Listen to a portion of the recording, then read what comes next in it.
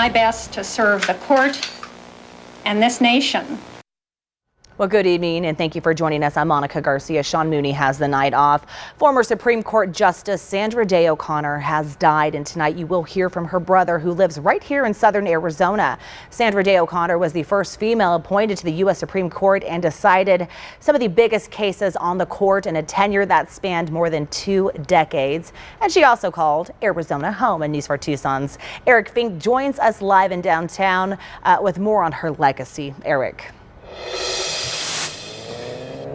Monica, Sandra Day O'Connor quite literally changed the face of the United States Supreme Court when President Reagan appointed her back in 1981. And today we spoke with her only living sibling, her brother, who lives up in Oro Valley. He talked about his sister's impact on the law, the court, and her endearing nature.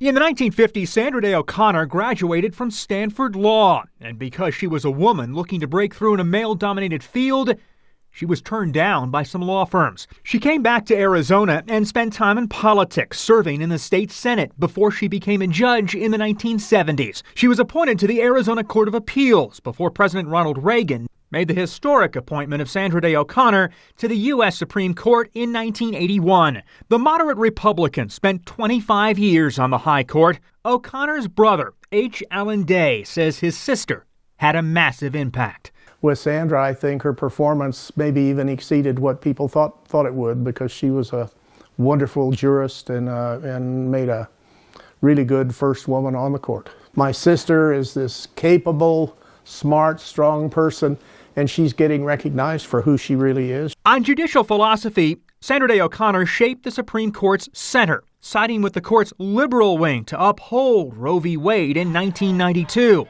and siding with conservatives in a 5-4 majority that ended the Florida recount and decided the bitterly divided presidential election of 2000 between George W. Bush and Al Gore. But her brother says more than her historic career that paved the way for future generations, it's her kindness that will be remembered most. I can't think of anybody saying negative things about her. Maybe there were, but not to me. She was just such a big imprint on so many people. When you saw her, you felt like it made her day to see you. And she was just one of those people that liked everybody, and everybody really liked her. Justice Sandra Day O'Connor was 93. And tributes coming in from Arizonans in both local and state government today. Governor Katie Hobbs saying in a statement, in part, quote, Justice O'Connor's impact continued far beyond the bench with a lifelong commitment to civic engagement and civil discourse, which is more important than ever. Her legacy, Hobbs says, will forever be ingrained in the fibers of our state and nation's history. The hearts of every Arizonan are with her and her family today as we mourn the loss of a true trailblazer.